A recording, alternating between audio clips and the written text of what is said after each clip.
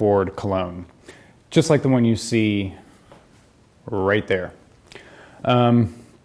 It's going to be a fairly simple shot. What we're going to do is utilize a little bit of tilt on a perspective control lens to get certain things in focus, but we're only going to be using 2 lights to execute this entire shot. So we're going for as simple as possible while being able to pull off the main objective.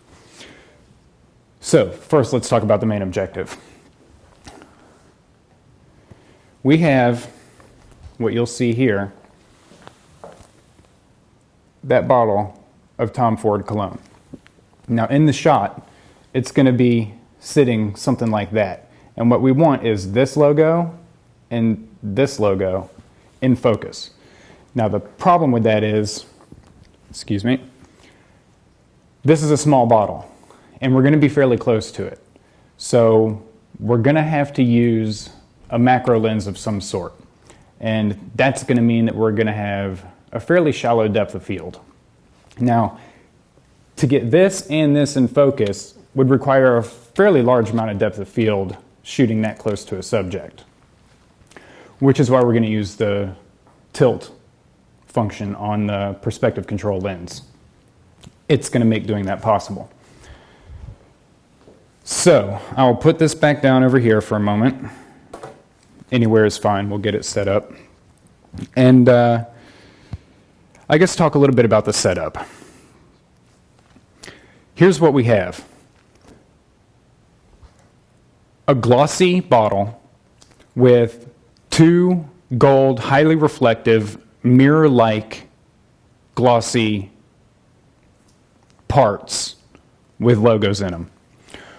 We've got a top surface reflecting mirror. Talk about that for a second. Over here, this mirror is a top surface reflecting mirror. That means that there will be a single reflection of the object. On a normal mirror, you have a sheet of reflective material with a piece of glass on top of it. This will cause a double reflection because you will get the reflection on the backing reflective material of the glass, and then you'll get the reflection of the object on the actual top glossy surface of the glass, thus creating a double reflection.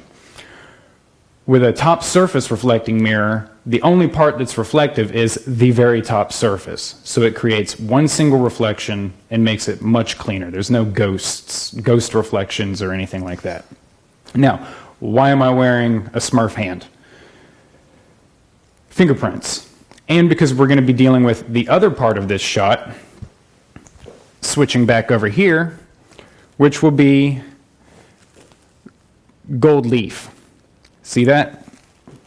Now, this is not sheets of gold leaf. This is loose gold leaf flakes. And you can get this stuff at Michael's or any other hobby store. And we'll show that real quick. Gold leaf flake package. Okay? Easy. These are going to be supplemental props to the shot. Why gold? Why gold leaf? It implies luxury. It matches the bottle nicely, and the texture of it and the material it's made out of is going to provide some really cool light and reflections and stuff like that. So, here's what we have.